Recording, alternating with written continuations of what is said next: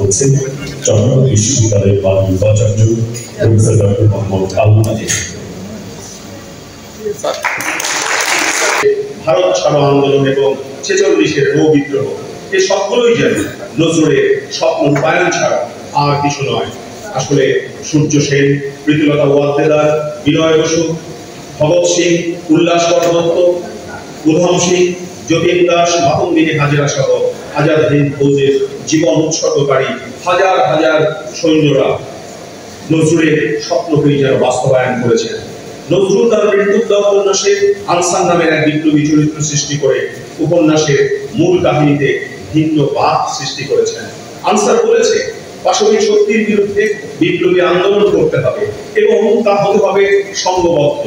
Answer তার সহকর্মীদের মধ্যে ব্যাপকভাবে জনপ্রিয় ছিল, তাই জেলে যাওয়ার সময় লোকে ভিড় জমে যায়। কুহেলিকা উপন্যাসের কাহিনী গড়ে উঠেছে ব্রিটিশ বিরোধী আন্দোলনের প্রেক্ষাপটে।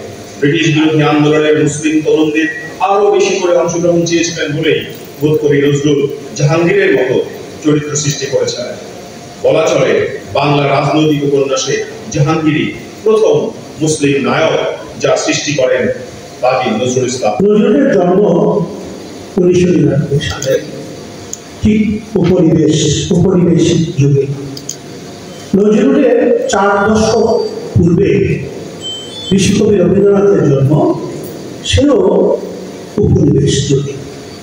আর রবীন্দ্রনাথ এবং নজরুলের উত্তরসূরি, যার কথা দিয়ে শেষ করি আমরা আমাদের আলোচনা, কবি Nazrul and that is flower কবিগুরু।